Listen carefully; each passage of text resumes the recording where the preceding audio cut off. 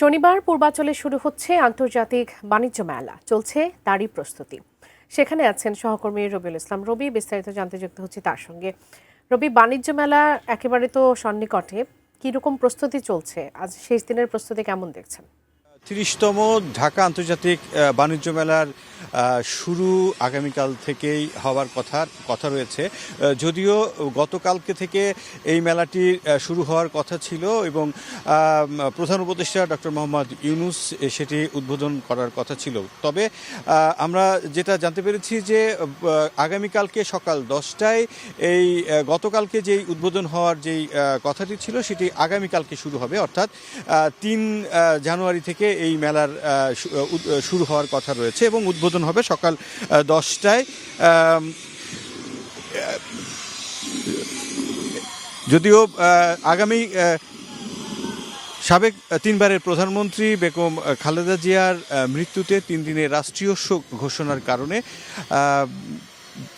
3 দিনের রাষ্ট্রীয় শোক ঘোষণার কারণে আগামী 2 দিন পিছিয়ে আগামীকালকে এই মেলার উদ্বোধন করার কথা রয়েছে।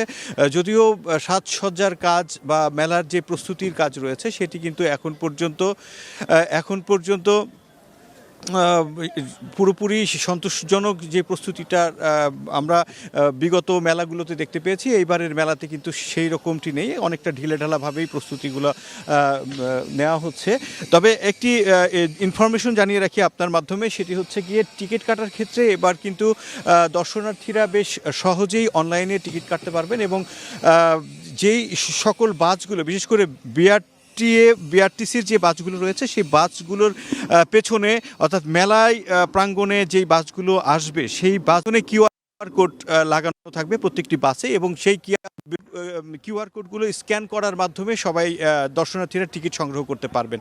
তো এছাড়া আরেকটি বিষয় জানিয়ে রাখি, এবার কিন্তু বাংলাদেশি যেই পণ্যগুলো রয়েছে সেই পণ্যগুলোর জন্য আলাদা করে প্যাভিলিয়ন রাখা হয়েছে। বাংলাদেশ স্কোয়ার নামে একটি প্যাভিলিয়ন, সেই প্যাভিলিয়নে বাংলাদেশের যত পণ্য আছে সেই পণ্যগুলো সেখানে দেখানো এখানে থাকবে। তো এই ছিল আমার কাছে ঢাকা আন্তর্জাতিক বাণিজ্য মেলা 30তম আসরের প্রস্তুতির সর্বশেষ খবর।